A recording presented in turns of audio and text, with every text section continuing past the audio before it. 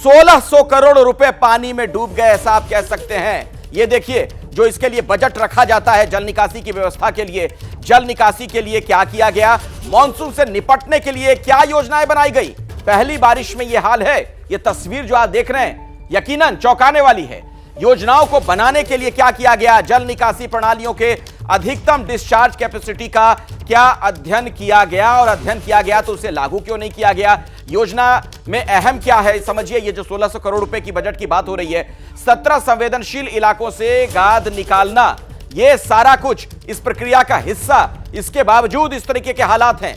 जल निकासी के लिए क्या किया गया, 14 ड्रेनेज चिन्हित की गई।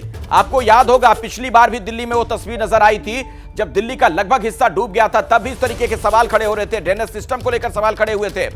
578 किलोमीटर लंबी ढकी हुई नालियां और 11,907 मेन होल हैं, 14,264 बेल माउथ शामिल हैं इसमें। इस पैसे को लेकर सवाल अब यह खड़ा होगा 1600 करोड़ रुपए को लेकर कि जल निकासी के लिए जो खर्च किया जा रहा है, जो खर्च होना है, वो पैसे जा कहां रहे हैं। अगर इस तरीके के हालात हैं, पानी निकल नहीं पाता है, जल निकासी कोई व्यवस्था नहीं है, दिल्ली के कई इलाके डूब गए हैं। और बार बार जो मैं बात कह रहा हूं, यह देश की राजधानी है, यह कोई सुदूर प्रांत का इलाका नहीं है, दूर का इलाका नहीं है, कोई गांव नहीं है, यह राजधानी दिल्ली का हाल है। इतना बड़ा बजट, मोटा बजट, और हालात क्या है वो आपके सामने है।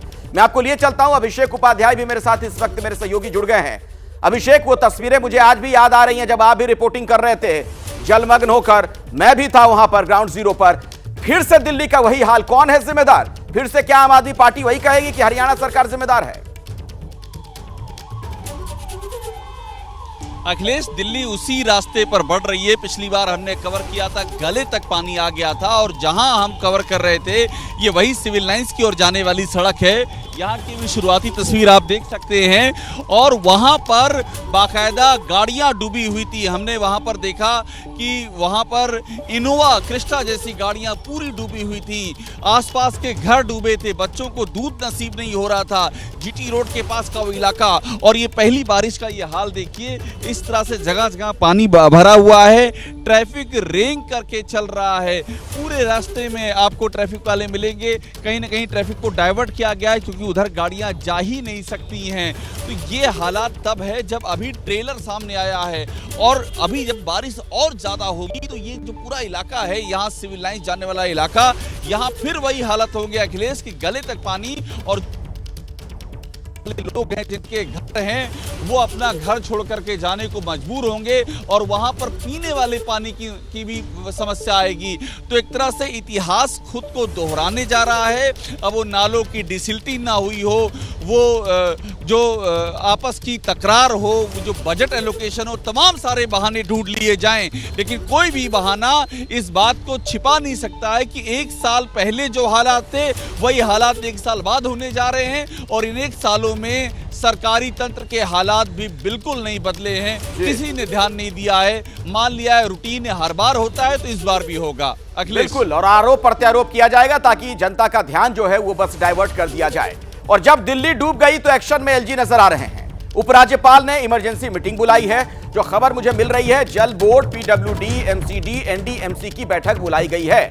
दिल्ली पुलिस, डीडीए और एनडीआरएफ के लोग भी, अधिकारी भी वहां पर मौजूद। सभी अधिकारियों की छुट्टी कैंसिल करने का आदेश दिया गया है। तो सांप के गुजर जाने के बाद लकीर पीटना इसे ही कहते हैं। जब लोग डूबने लगे, लोगों के घर बार में पानी घुस गया, तब जाकर यह पूरा महकमा सक्रिय हुआ है। तो दिल्ली की सड़कें क्यों डूब जाती हैं? जिन सड़कों से गाड़ियां गुजरनी चाहिए वहां नाव क्यों चलने लगते हैं? समझिए जरा इसे आप।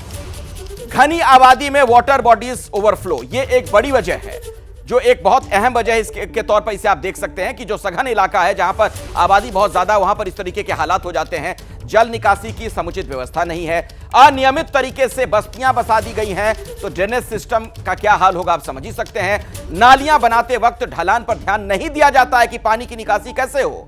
नालियां पतली और कम गहरी तो पानी जाहिर तौर पर ऊपर की तरफ आएगा, भर जाएगा। तो लोकल ड्रेनेज सिस्टम की कमी है, और यह सारी एक वजह है कि आप कह सकते हैं दिल्ली में से हालात बन जाते हैं। बारिश से पहले मास्टर प्लान तैयार ना होना, हर बार जब बारिश हो जाती है दिल्ली में लोग डूबने लगते हैं, उनके घर में पानी घुस जाता है, बाजार दुकान में पानी घुस जाता है, तब जाकर यह पूरा महकमा सक्रिय होता है। जैसे ही घड़ी का काटा दोपहर 2:30 पे आए, बबीता जी का दिल सास बहू साजिश के लिए मचल जाए। और ये है इनकी बहू, पूरे दिन ऑफिस की टेंशन हो जाए गॉन जब ये करें अपना फेवरेट शो फ्री टाइम पे ऑन। इनकी तरह आप भी देखें अपना फेवरेट शो अपने टाइम पर और डाउनलोड कीजिए एबीपी लाइव ऐप अपने स्मार्ट टीवी पर।